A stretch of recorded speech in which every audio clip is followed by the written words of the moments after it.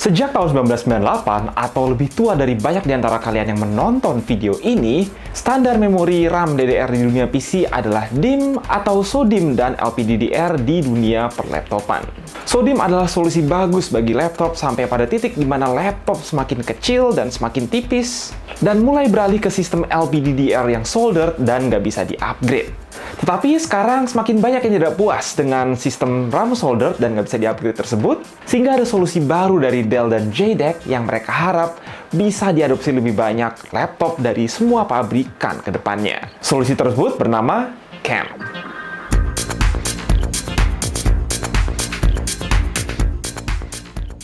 CAMM, Compression Attached Memory Module, pada dasarnya punya prinsip kerja memori yang sama dengan Dual Inline Memory Module atau DIMM yang udah biasa kita pakai selama puluhan tahun terakhir.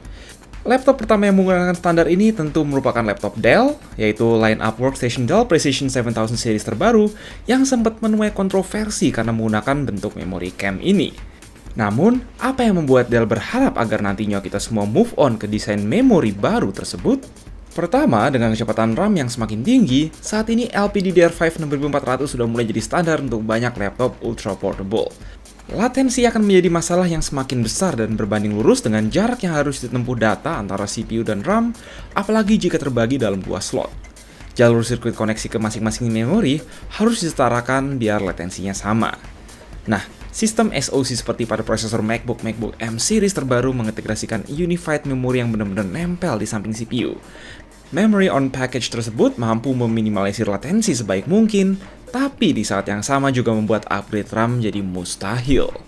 CAMM mengeliminasi kebutuhan 2 slot RAM karena bisa nampung up to 128GB bahkan lebih ke depannya, sehingga CAMM bisa ditempatkan sedekat mungkin terhadap CPU.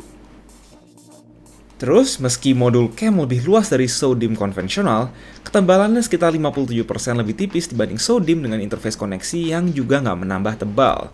Kabar baik untuk laptop-laptop tipis kekinian yang umumnya nggak punya opsi selain bikin RAM soldered.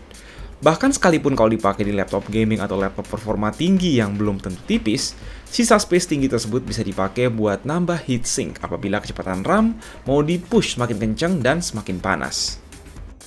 Dengan arsitektur memori yang sebenarnya nggak berbeda dengan DIMM, CAMM punya fleksibilitas, adaptabilitas, dan skalabilitas yang sangat baik.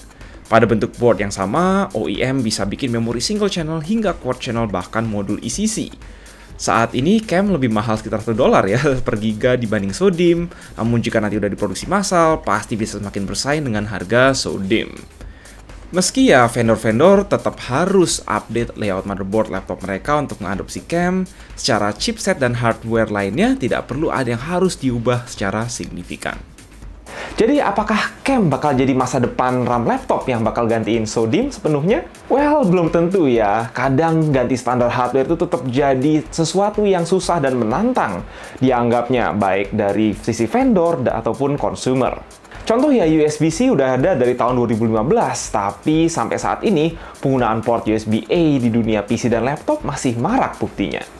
Kami yakin banyak vendor laptop tipis, apalagi Apple, bakal bertahan di sistem RAM soldered ya, karena itu paling praktis dan ya solusi paling baik saat ini untuk laptop-laptop yang tipis.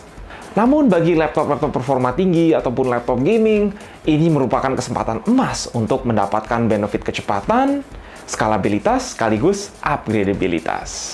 Itu aja penjelasan singkat dan sedikit komentar kami soal CAMM. Kalau berkenan, jangan lupa like, share, dan subscribe. And as always, stay safe, stay healthy.